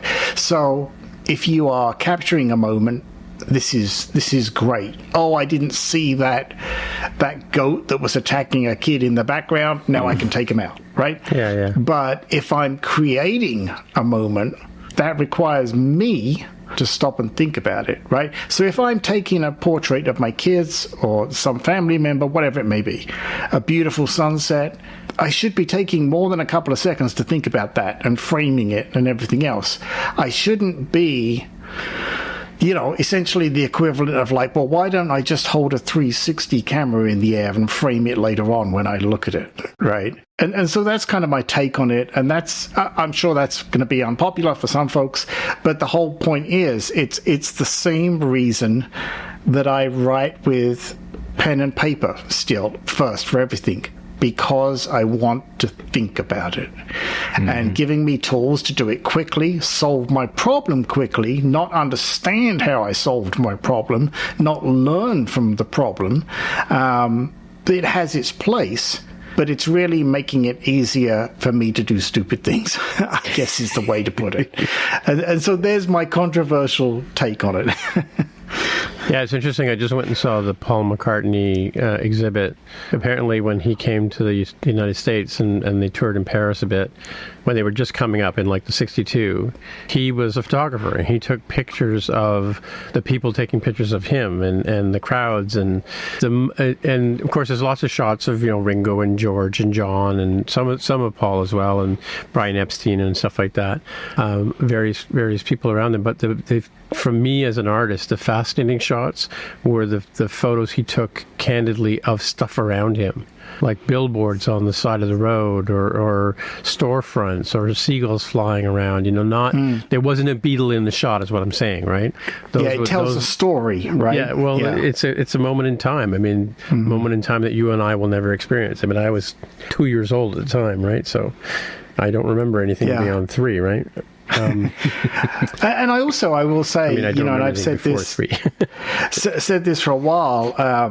The camera, so like the cameras on the iPhone, phenomenal quality, and the software that corrects things is phenomenal. But taking the picture and having it make it a perfect image, removes the personality of that frame, right? And it removes some of that feeling, some of that story, because maybe that picture of your kids in the sunset was great because of the way they had the color tint from the sunset, but yet the software decided, well, that's clearly a blue dress and I've got to fix the color tint, right? So removing that decision process is kind of where I take issue with these things. That's a really interesting point that you said that, because I've seen some photos of some of my friends who are from different nationalities where the camera or the camera has like Americanized them, if you know what I mean. It's made them seem whiter than they are in real life, right? I've always looked at those photos and thought to myself, because it's politically incorrect to say, do you not see what the camera did there? You don't look like that, right? Yeah, right, right. But But the other thing, I like live photos myself, because sometimes somebody's got their eyes closed or they got the wrong expression. I like to go in and pick a different shot. We would do bracketed shots back in the day. You would go snap real quick and then get the right one, take the one shot out of it, right? So and that is like what I used to do with weddings and stuff. Was it rarely was it the frame you thought it was going to be. It's the one or two either side. So having a dedicated actual camera that can do a burst of even just 5 frames a second gives me enough that I feel confident I've got the one in there somewhere. My last comment on the images is just, earlier mentioned, you had said, Tim, you're from the Photoshop 1 days. For some people, these editing tools in photos is their Photoshop. Yeah, yes, true. That's what I meant. Like, for me, it's not needed, but I know for many people it is. And obviously Apple put it in there for a reason, because somebody must be using it, right? Because they wouldn't give us software we wouldn't use, right? Right. But so coming to the Platform State of the Union, so one of the things I'm curious about is I'm a big fan of agentic coding, and I've been using it in Xcode. I put a skill in there. I have it write a memory file or whatever, so it doesn't forget what we're talking about. But and I've been using Claude and Claude in my own work. But lately, I've been working on a contract where we don't have access to Claude in Xcode. We can only use it in the cursor editor. which I thought was a different thing. But anyway, so it's very frustrating not to be able to use it directly in Xcode. So I'm curious, out of you guys, who's using Claude or whatever the agent is you're using right in Xcode and letting it run rampant with your code? Yep, I've been doing it in Xcode 26. It was not great at first, but that was my fault. And the reason I say that was once I had taken the time to tweak and turn on some of the Claude plugins and set up a set of agents dedicated at Swift UI testing, all that kind of stuff. Once I had configured and set that stuff up, my experience in Xcode in particular has been so much better. And I totally get why people say this sucks and so on and so on. And I would agree until it's like, yes, well, did you actually set it up for your specific some assembly scenario? Required, that's what it should exactly. Say. And so now, I don't use it for jobby job work, but I use it for my personal apps and so on. And I am confident to do so very much in the way that I believe AI works best, which is as an assistant, So, for example, the other day I was like, I got some problem with this Swift data and Cloud Kit, and I can't figure it out. Take a look and see if you can figure it out. And it pointed me enough that the light went on and I knew what the problem was. And between me and the agentic AI, we solved it. And that's how I do it. And in Xcode, I'm very excited about, in particular, this year's Xcode and the way it's going to work with those adjustments. So that's how I do it. Yeah. How about you, Josh? I use it fairly regularly. I'm hesitant to have it just go wild on a code base, but I do prompt it for specific tasks, specific files that I'm working on. At the day job, I've been using it to help me with migrating to Swift 6 language mode and adopting some of the newer Swift concurrency stuff for my own projects. I've also been using it to get some feedback on some features and get assistance with app shortcuts, though I will admit, after working with it for a few days, all of its suggestions have failed, and I am still at a loss as to why app shortcuts are not working for me. So I feel like I might need an actual human, because AI might be failing there. But in general, I found it very productive, very useful in Xcode to really quickly get over some initial roadblocks with starting a new feature. I've also used it communicating in Xcode, but I will use it to also then update my changelog and release notes files that I have in my repos so that it'll be up to date with the features that I'm adding. And I'm really looking forward to Xcode 27 with the improvements to having your AI localize your app from within Xcode. Right now, I've been doing that through Claude Cowork, but making that seamless in Xcode is probably going to improve my workflow there as well. So I'm looking forward to that. It's funny, Josh, because the other day, it's funny how it shows how it can work for one person and not for the other, because I actually did use it to create some app intents, and to my complete astonishment, it worked. My intents work. It's my Siri shortcuts. When I try to trigger it with verbally, those fail. Okay, so I did. So that was part of it. I didn't ship that part of it, but it did work for that as well. So it's funny how it's so true that, hey, your experience may vary. And the problem is I've manually reviewed all the code it's done, and it matches up everything that Apple says should work, and it doesn't. So. Oh, well, then you blame Xcode. Isn't that the way this goes, guys? Right? So speaking of not working in Xcode, what are you doing these days, Jaime, with agentic coding? I'm not in Xcode, so I don't really have a lot to add there. Using stuff at work, which ends up being more around documentation, around web applications, API stuff. I'm gonna have to find reasons to take the Claude settings and move that over and actually use Xcode. In my day job, that's funny enough not what I've been doing. But a lot of this stuff is kind of smooshing together, and with Apple increasingly investing, they can help overcome some of what I've seen where hey, the regular models are trained on a bunch of very out-of-date Stack Overflow materials, right, when Swift was still doing this, and now it's slowly starting to get stable. Actually, it's been stable for quite some time, but there hasn't been as much new material out there to slurp up and put into the model. So if Apple can be like, well, this is the right way, like here, this is what you should be doing, we're running it on Apple built code, like I think that will help a lot. And that'll make it a whole lot more interesting than like, wow, I can make this whole great web application.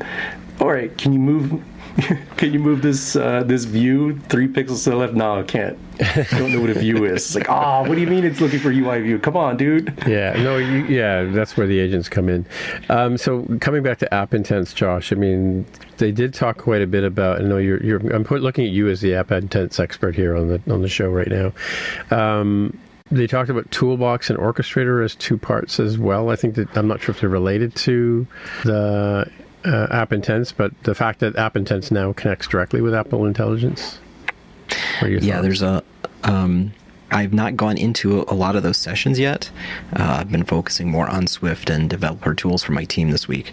But it feels like, again, app intents are the building blocks of everything Siri, and it has been for years, but especially with what powers this new experience. And I had a funny interaction actually Monday night with the new Siri on my iPhone.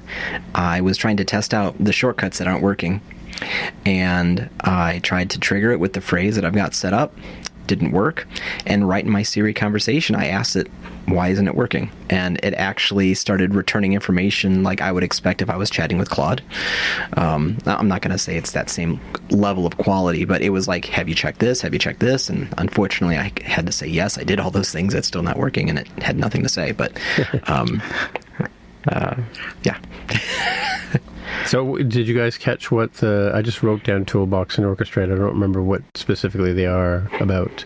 I don't recall those. I may not have those exact notes, but the idea was, we've been lovingly handcrafting code, right? And there's a lot of discussion going on about, hey, prompting agents, bro, that's totally last year. Cool people nowadays write loops to figure out what's going on your behalf. And I'm like, well, that's just test-driven development, right? With a new hat. But the point is that, like, you have a structured way of going about things, and the writing the code part is no longer lovingly handcrafting this beautiful mahogany table. The automated sander, mill, chainsaw is doing that for you. And so you are orchestrating something. And it's probably worth watching, I assume, a WWDC session that I've not gotten to about this topic, but it's about figuring out your plans, how are you going to validate that, and then how are you going to orchestrate the changes that it's doing. That's what that whole architecture was talking about. Right. Well, the other thing... That really is like the planning mode is what because I saw them show that. I think it was the what's new in Xcode or something, and there was like, /planning, and I'm like, oh yeah, planning mode is something we're familiar with. Is it kind of their version of that? Is that what that is then? It seems like it. I think it was, because they even showed in the State of the Union, like, oh, I'm going to build this app with or for my daughter to, make stories and stuff. And like, oh, I wanted to do this thing. And it showed like, okay, here's the plan. They went in and edited the plan and said, okay, now go build the app. Got it. Okay. We're diving a little bit further down the road here. What do you guys? There's a couple of things. One of the rumors about the origami app that they use as an example is the idea that leads towards a folding phone or folding iPad. I don't know. 100%. There was a bunch of hint, wink, nudge. The stretchable simulator is not enough of a hint. I was going to say the Device Hub is exactly what I was going to ask you guys about. What did you think about? I don't know if you had a chance to play with it, Josh. I have Expert 27 on my machine upstairs, but I haven't really poked around with it yet. I've installed it on 2 machines and have opened it on neither. But the Device Hub sounds interesting, especially since I hear it not only is for your simulators, but also can connect to developer-enabled devices on your network that are not necessarily on your Apple ID. So that's going to be a big one for development on Work Macs. Does that mean I can use my Vision Pro as a mirror display on my my jobby job Mac? Which as is a not mirror signed with the display, same I Apple don't ID? know, but as a device that you could build to, maybe. No, yeah. I mean, I can do that now because I have the developer strap and I can just plug in the cable. But yeah, it's super frustrating at work when I can't put my Vision Pro on and get the big giant screen in front of me, Mm-hmm. I think the thing that was confusing me related to this was where they said you can resize iPhone mirroring. Yes. Yeah. I'm sorry. iPhone mirroring is mirroring my iPhone, which means it's mirroring what should be on my iPhone screen. Yeah. So how do you stretch my iPhone? I think if you could unfold your iPhone and make it wider, maybe that's. Yes, I was going to say you're talking about mirroring the phone you have now, Josh. When this ships in September or October, it'll be mirroring the iPhone you will have then. Yeah. Which may or may not be wider. Or maybe I don't know why, yeah. but yeah. Yeah, so cool stuff. If you want me to have one of these foldable phones to prove this theory, please sponsor this episode. Yeah, right. No, but I think it's like the Swift UI thing, right? It's their less than subtle way of saying, you know how we used to say don't make your interfaces for one size? Now we're saying, don't make anything for one size. Everything is liquid. Yeah. What was it? Auto constraint hinted at the iPhone 5, I think. Size something classes. like that. Need more size classes. Right. That's what Mark wants. Yeah. Well, size classes was 2014, I believe, in the year of the iPhone 6. Or no. It came in 2013, the year before. Yeah. Should we talk about the curved circumference on the corners on Mac OS, which apparently drove people crazy? Oh my God! Fixed? Yeah. How much did this is right up there with my love of glass. Oh, talk about wasted space on a Mac. Yeah. Yes, making everything uniform, pushing it back up to the edge. You know, I think maybe their intention was, let's do this. When they did it last year, it was, let's do this for the touchable Mac interface. That they then realized, oh, that's right, we're not shipping that quite yet, because we did say no one would ever use one of those, didn't we? Yeah. But no, seriously, I got this thing about wasted space on an interface, and for me that was just such a classic example, very much like the curved corners now still. So yeah, push those controls back into the corner and leave them where they should be. That is it. Drop the microphone, I'm done. Yeah, well, my microphone drop is I still don't like Windows on my iPad. Like I don't see the need for it. You know, I don't have a giant 13-inch iPad, but I don't need rounded corners. I don't need resizable windows on my iPad. I never have. I only used that when I was using an external screen, and then yes, okay, now it's useful. That said, I think I mentioned this before. I'm not sure. I don't have any iPads now. I traded in for a MacBook Air, so it's not a problem. Yeah. Okay. Right. That's sad. Okay. Yeah. I mean, there's lots of different nitpicks we can talk about on the. We've kind of delved into some of these things, like the new Xcode, things like that. What stuck out here for me? I mean, we have a new Reality Composer Pro 3, which only Josh and I maybe care about. There's been a lot of in the Vision OS community. A lot of people don't like Vision Reality Composer Pro because it's not flexible enough for the sort of more sophisticated, heavier hitter apps. You know, if you have a lot of things in there, it's a place to compose and set the stage for things. They do seem to have added a bunch more features into it. And I remember Reality Composer. Notice I didn't say Pro. That ran on iPad. That let you there were automations and things like that in there that never really made it over to the Mac version. But now we have this. We have animated timelines. We can have there's a state machine now, so if you're doing a game kind of thing, you can have moving from one entity, you can move from one state to another. There's a little video on making a little character walk around and, either stand idly or walk in one of the Reality Composer Pro sessions, I should say. And there's one other thing, just drew a brain fart on that one, but. It was the reality. The other thing that, if you listen to the last episode show, Christian was talking about how he rewrote the tool that they took away from us to create USD files, which are the sort of standard files on Vision OS. There was a tool that used to convert. It was always in beta. It was never really released, and seems to have disappeared. But then I saw today a video dropped called USD Kit, which lets you do some of the things that we wanted to do with these other tools that perhaps they took away. I watched a short video on that one. I think there's more to it than that. But anyway, just interesting that we now have a USD tool to replace the USD tool that they took away 2 months ago. There's a kit for everything now, I think, right? I will say, though, as someone who makes games, every year I'm hopeful that I'm finally going to get a decent set of tools to make games in a less painful way. And so, like the new Reality Composer Sprite Scene Kit has been deprecated for a couple of years at least now. Sprite Kit still exists, which is just is it the other way around? I thought Scene Kit was still around, but Sprite Kit's gone.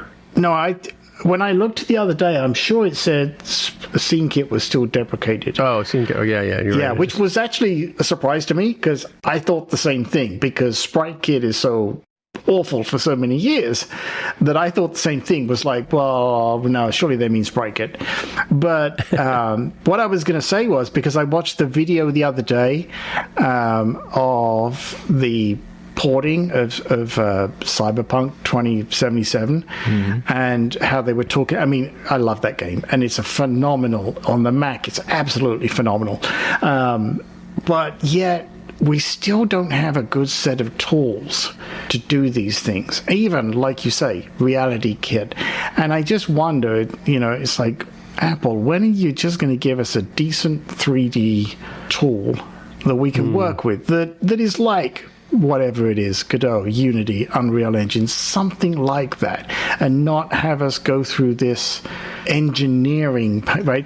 I don't want to be in engineering mode when I'm making a game or something like that. I want to be in creative mode. Right, and I, like, if I'm wearing a Vision Pro and I want to create something in Reality Kit, something like that, I want to move around it, do it in real time, poke things, move them around. I don't want to be writing lines of code that at some point will compile into something. So I always feel a bit disappointed every year when we see what they've done with these tools. Or they always sort of fall short when they're in the explanation. You sort of put the pieces together. Yeah. Like no disrespect intended to anybody, but I think that really is best when I describe it as, if I'm doing something creative, I want to be in artist mode, not computer science mode, and that's what it comes down to. Yeah. Which Apple is supposed to be really good at, right? I mean, that's the thing. Over the years, they do such beautiful work on design of software and hardware, and yet it's like, so why do you give us these tools? Yeah. So let's talk about, you mentioned the labs, right, or the videos. I mean, did they drop all 100 sessions on Monday? And that was the first part of the question. But the longer question is, what sessions have you watched that you think were interesting? So for me, I do believe they dropped, because I think they even mentioned it, that they dropped over 100 on Monday. Yeah. I have done it the same way every year, which is I start with the what's new. Like, let me see the carrots, and then I'll pick which one to deep dive. So I've been going through those. I was going to make those my pick, actually. If you've had any Apple development experience, in my opinion, always dive into the what's new first, especially if it's some area that you use or you think you might want to use this year. So I've been going through those, nowhere, as is tradition, right? I think we all bookmark ones, knowing full well I'll probably watch about 1/3 of that list. But yeah. Yeah, I went into the Vision OS ones primarily. I watched the What's New in Xcode, What's New in Swift, What's New in Swift UI, and I always watch the What's New in Swift one, and then about 3/4 of the way through, I'm like, I have no idea what these people are talking about. Yeah, this could have been here for years, for all I know, right? Yeah. Oh, you can do that now. Okay. Well, how about you, Josh? Have you watched anything so far? I've done like Peter. I've watched some of the What's New videos. I also did, because I thought it might help me out, and it didn't help me out as much, the Code Along, make your app available to Siri. It does cover APIs that are not necessarily new this year, but that can be relevant for taking your existing app and exposing it to basically all of the Spotlight and Siri and everything in there. So as that is literally the focus of Apple this year, if you want to have an app ready for OS 27 on whatever platform, I would say videos like that are going to be very useful to show you what you need to get yourself up to speed and to make your app as accessible to the system as possible. Sure. And Jaime, how about you? Have you watched anything? Not a ton. I watched Keynote, I watched Platform State of the Union, and then I searched for, because I'm in the financial technology world, I look for Apple Pay, nothing new in Apple Pay. I was like, okay, did they do something new with Finance Kit? Because I've been keeping an eye on that for the past couple. No, nothing new. I was like, what about Wallet? Hey, there's something new in Wallet.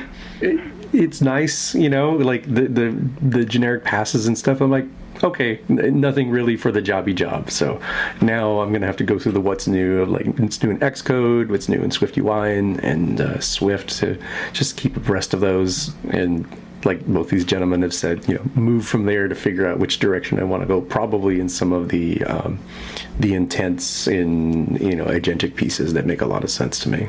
I'm disappointed that you didn't all dive in like I did then. And the first thing was, okay, show me the new theming tools in Xcode so that I can set my colors. Because that was like the first, I was like, okay, that's it. Xcode 27, I'm good. I can change the colors of things a lot easier. I'm fine. I don't want to get excited about that until I can actually use it more for the day job. So maybe July. July is when I can kind of justify and do that. There you go. Get the summer palette out, right? Yeah. Yep. I hate to tell you guys, I never changed the theme of my Xcode. I haven't since day one, and I still, so except other than going to dark mode and when the sun goes down.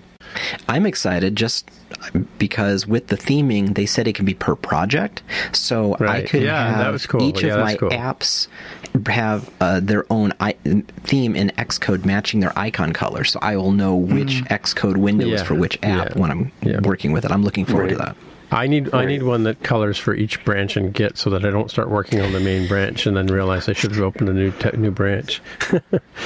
It's not a bad idea because you have folks that do, like tmux, and they're really going across a variety of machines, and it's like, well, this one is development. It's fine if I knock something over. This one is red, so I know I'm in production and don't delete the database here kind of stuff. Jaime, that's exactly what I use them for. So that when I SSH or VNC into a machine, I'm like, this is red. This is dangerous. It must be production. That's exactly how I've done it for years. So yes, I'm glad I can.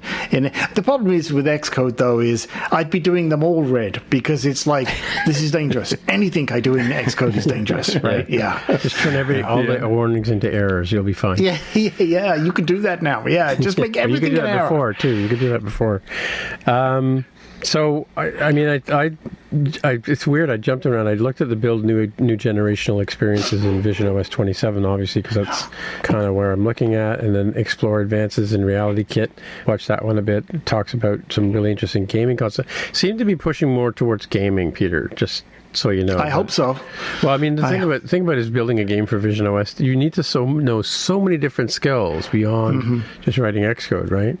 And people keep asking me, like, when are you going to make your game for Vision OS? And I was like, well, when there's more than potentially three your people. Game the other day, did I see your game the other day? It was like an alien ship stealing cows.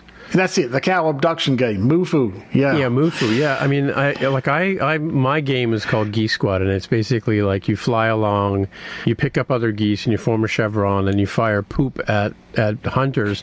We don't have guns in our game, Peter. We have slingshots because guns are bad for kids, right?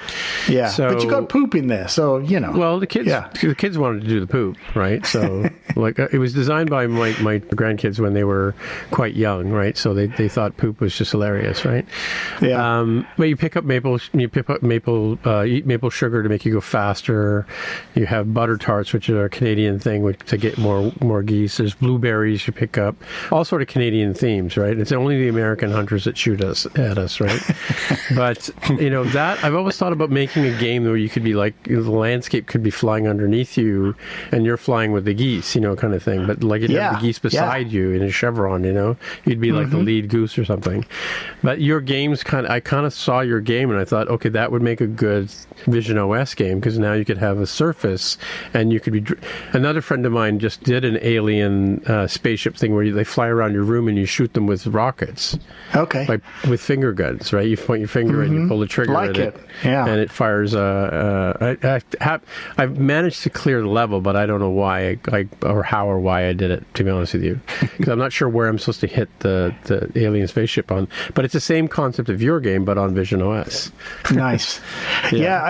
People keep saying like, "Hey, you should do Vision OS for this and that," and it's like, yeah. You're right. These would absolutely be great. And then I remember friends of mine who ported their apps to Vision OS and how they're still mad how many hours they spent on those. Oh, never mind. I think development on Vision OS, we just proved it this week. We just did a 6-week project. The amount of man hours that goes into building something in Vision OS, there's so many things to be concerned about, right? Mm-hmm. Initially, when I went in, I thought, oh, this is an app that I could build myself. But thankfully, I had 2 other engineers working with me. One was a designer, so we kind of got a good POC done in 6 weeks. But yeah, I mean, who would have thought? And it's not 3 of us because it's 6 of us because there's 3 human engineers and 3 AIs. Interesting. Yeah, I mean, the Vision. Let's just go. The Apple Vision platform, be it the Pro or glasses, supposed glasses, goggles, whatever it may be. Yeah. This is absolutely Apple's perfect opportunity to take a new gaming approach and own it. And I really want them to, mostly so it can justify me getting one and play games all day, But yes, we need you to have one. Yes, exactly. Yeah, I'm that reality guy in the meeting. I know, but I do seriously. I think it's like Apple. This is your way to take it to Nintendo Switch to take on, claim it back from Steam a bit and so on. And I feel like they're missing an opportunity. So I really do want to see them embrace it. Yeah, maybe the rumors about Vision OS being dead was all the journalists wanting to drive the market price down so they can afford to get one. Good idea. Keep going, journalists. Was it Vision OS being dead, or was it just the Vision Pro as a hardware line? Being dead, yeah. Because I can agree, if you can get the Vision OS into something more like glasses, that's going to be the thing to go for, and Vision Pro is going to be the Mac Pro of rest in peace, Mac Pro. It'll be the Mac Studio of the Vision line. Yeah. Well, it's interesting though because they're doing some interesting things this year with people who need to drive wheelchairs. Right. There's now an interface where they can use their eyes. They can see obviously where they're going with the Vision Pro, but they can use their eyes to navigate and direct the chair to go faster, left, right, it's whatever, which is kind of cool. You can and now with the sort of, I guess with the Siri integration too, the Siri AI integration, you can have it tell you what's in front of you, which would be awesome for someone who is visually impaired, right? Because the Vision Pro it's an accessibility first device for one, and the other thing is that. There's a third thought here, and it's stuck in my head because I need Siri to tell me what I was trying to remember. But it's coming. I can feel it. I can just. It's there. Then at 3 o'clock in the morning, you'll jump up and you'll shout something. That was the thing. Yeah. Oh yeah, see it. There it is. So you can now take a physical flashlight and you can attach anchors to it, and you can point it to something in your room, and you can have it illuminate as if as if the light's coming from this virtual flashlight. So but the thing about it is when I'm looking around my room right now, I think I'm looking at the walls of my rec room here with the heating pipes and the computers in front of me. But what I'm actually looking at is a video of all that stuff, right? So now I can have a star field projected on all the surfaces of my room, which aren't really being projected because it seems to me and Josh like this is really happening. But Josh and I also both know it's happening on a screen that's like 3 millimeters away from our eyeballs. Super close, yeah. It's like a mini micro hollow deck that's like one eyeball in size. Yeah. It's enough for me to get my pinky there between the lens and my eye. Yeah, like I can my eyebrows can touch the front of my Vision Pro. But the thing is, like, but because all this stuff I'm looking at is projected, and because all the surfaces are mapped with LiDAR, I can virtually project things onto them. Like I have like widgets over there on my furnace door. I've got a clock and got my Now Envision app, and I've got my cameras, and I know how much battery juice I have, but now you can put a widget on your desk too. That was another new thing that they came out with, kind of like a desk accessories. Going back to System 1 when we had desk accessories, right? But or maybe System 3, I think. But the fact that you can interface real life with Vision Pro is cool. With Vision OS, I should correct myself, right? Because the Vision Pro is just it's the entryway, it's the gateway into this whole thing. I keep saying that Apple could put a chip in the back of my head and feed into my optic nerve and make me think I'm looking at you right now on a screen. Because I think I'm looking at you on Zoom. But really what I'm looking at is a projection of you on my eyeball. I even see my hand here as I'm pointing it in front of you, right? I see my arm or my forearm and everything like that. But this isn't my hand I'm looking at. This is a video capture of my hand being projected on a screen 3 millimeters from my eyeball. See, Jaime, this is what they do to me every time. Every time I get together with Josh and Tim, they end up convincing me, like, yeah, why don't I have one of these? How many Vision Pros do you want to buy? Yeah, exactly. They do it to me every time, buddy, I'll tell you. Yeah. It's amazing. Yeah, then I remember that I don't have the neck strain, and my eyeballs don't need batteries yet. So Jaime knows that, and when I played hockey, you can't see it on the screen behind me because you can just see a hockey glove hanging there, but I have a goalie mask on the wall behind me, but I was a goaltender, and the goaltender mask is heavier than the Vision Pro. Oh, so I've had all this neck training for like 35 years, right? So, nice. Plus I also use a Nano Pro on the top of my head, which makes it cantilever off my forehead, because there are many things that we've done to and Josh and I, neither one of us are using our light shields right now. So we have peripheral vision as well, which is kind of interesting, right? Which is why I'm ready for glasses. It's like wearing a pair of glasses, like Josh was saying earlier today. Yeah. And because of that, because I've got this blurred experience of seeing peripherally the real world and the virtual here, it is really hard when I take this off, and it's going to be hard after we've been talking for 2 hours, because I'm used right now to having Zoom floating in front of me, my messages window to the side of me. I've got the home app behind this so that I can just quickly look and turn on my Office fan if I want to. And then I'm going to take this off and just like, where'd my windows? Oh, they're not real. See, it's so disappointing. It was all a dream. Yeah. It was all a dream. That's it. You thought you were Ready Player One, and then you come back and you're like, oh, yeah, this is reality. That's right. Yeah. But at least I see the real world around here, so I can still see, yep, my desk is messy. There you go. Yeah. See? Yeah. Yeah, my desk is messy, too.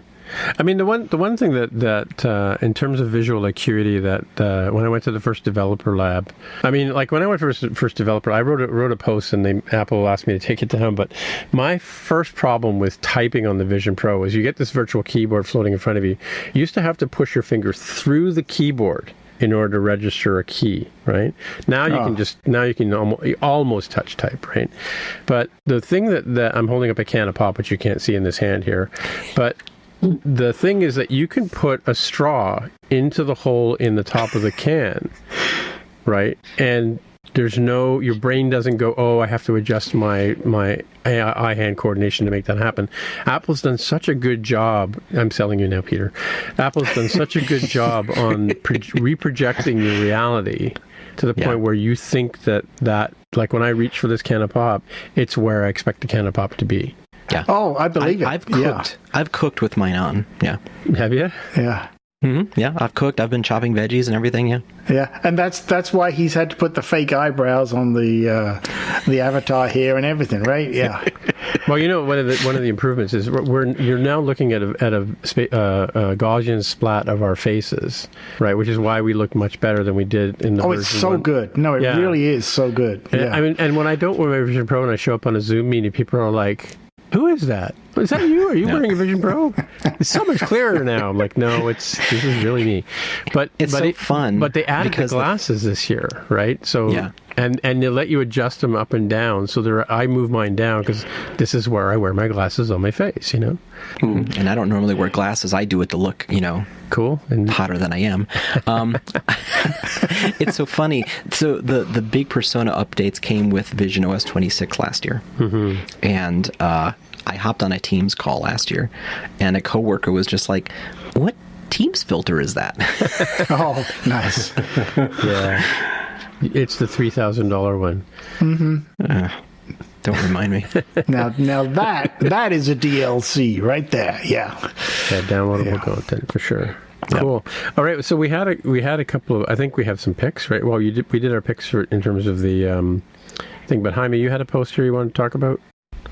A couple, actually. Yeah, I'll mention that I put the link in here for people who saw Hrach, the architect, do the music video at the end, Appreciation, where I'm not personally familiar with his music because I'm not in that market. I assume the Gen Zs and the Gen Alphas know exactly who this person is, but he's singing about all of these various apps and kind of making it sort of fun for developers. So I thought it was clever, but how many of us were sitting hoping to see the icon for our apps fly past, right? Yeah. Well, apparently there was an app wall at the thing, and I've there seen was, it. Yeah, but show me the blue ones because all my apps are my corporate colors, right? I don't know if I've ever made it on the wall myself, but I noticed that actually most of that wall was blue, and I was like, okay. No, they were changing colors. Like I saw some yellow. Oh, ones. is that what it is? Yeah. Oh, because I was thinking it's like a floating river of apps. They've been doing that for years. Yeah. Because I was about to change my icon to blue to try again next year. All right.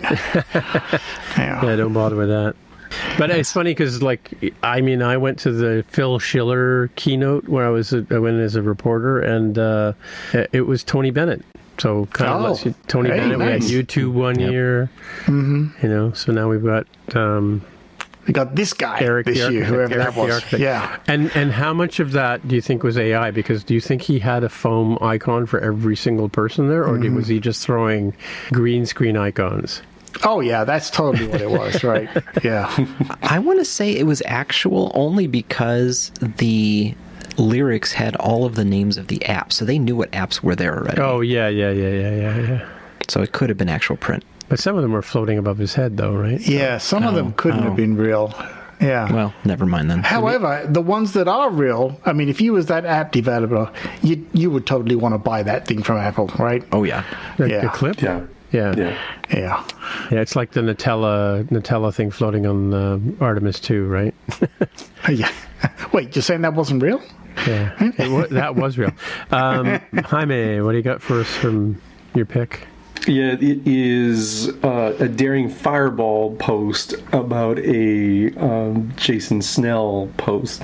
The basic idea is that isn't it interesting that Mac app development, like native Mac app development, not Electron, not this or that just whatever kids, I hit the distribution target and said, here, fine, get out of here, here's your Mac app. Actual Mac apps have been on a resurgence presumably because of agentic development. We're like, yeah, bro, I don't know how to make a Mac app, but like ChatGPT does, Gemini does, Claude does. Yeah. So is that a good or a bad thing, right? Because I'm thinking it's a great thing to see even more apps coming to the Mac. However, I'm also thinking, that means there's going to be more junky apps, right? Yes, and so I do think that. So I will disagree with John Gruber here, who says, regarding the state of Mac app development, it wasn't moribund, but it was stagnant. I'm like, no, dude, it was absolutely 100% dead. You cannot name a Mac app that anybody cares about in like a year, 5 years, 10 years. How far back do we need to go? Mm-hmm. Everything that you do on Mac is probably a web application. Oh, really? Right? Outside of dev apps, I would agree. Yeah. Yeah. It's like name one. What was the killer app that like you would need Mac OS? And so I agree with you, Peter, that like there's absolutely going to be a ton of slop, and there's going to be a bunch of abandonware. Mm-hmm. But I look at it as like it was zero before. Now it's hopefully tens of thousands, and if that shakes out to like 10 really good ones, I'm like, hey, that's better than zero. Yeah. Mm-hmm. Yeah. It's like the joke the other day someone was doing, and I'm not implying this is slop. We all know the fantastic Panic applications from years gone by, right? Yeah. And that they had brought out a new transmit for Mac beta, and everyone was joking like, oh wait, isn't that games company? They're making apps now, and I was like, yeah, how sad that it's funny but true. Yeah. Well, to be fair, my kids have no need for any of their apps, but they love Untitled Goose Game. No, who doesn't, right? Yeah. There you go. Yeah. There you go. Cool. All right, well, let's wrap it up here. Jaime, people in touch with you, where will they find you? I'm on Instagram as @devwithahair. Right, and you can see how it's spelled there on the tile. Josh, people in touch with you, where will they find you? They can find me with my username, Josh Hrach, on socials, other spelled side. like that, or wherever. I don't know, wherever. I don't know. This is my Zoom window, that one. Okay. Yeah, okay, right there. Or at my website, joshuspad.com. That's pad with 2 Ds, because I'm a Trekkie. Live long and prosper. That still doesn't look right on the Vision Pro. No. Peter? Yeah, you can find, like the real me, right? You can find me at peterwitham.com. That takes you off to links of all the other things, podcasts and apps and so on. Cool. All right. Well, my name is Tim Mitra, Timmitra. I'm on the Mastodon. I'm on the Blue Ski. I'm on Threads. Pretty much. There's a Canadian one called A, which I'm on. And I'm also on Substack. And I am on LinkedIn, but you have to try and find me there. It's a game. So until next time, we will see you all in the future. Bye. Bye. Bye. This has been another episode of the More Than Just Code podcast. If you want to find out more about the show, you can visit the More Than Just Code website at morethanjustcode.com. There you can find a summary and show notes of each episode. We list links to the apps, code, and news that we mentioned on the show. If you like the podcast, tell your friends, leave a comment on the website, or write a review on iTunes. And please recommend us in your favorite podcatcher. All of these things help others find out about the show. We really appreciate your help with spreading the word. We'd love to hear from you, so use the hashtag AskMTJC and we may mention you on the show. Friends of the show can also join us on the podcast Slack channel. Please consider supporting the show by pledging any amount on patreon.com/MTJC. Every dollar pledged helps a lot. Thanks for listening. We'll see you next time.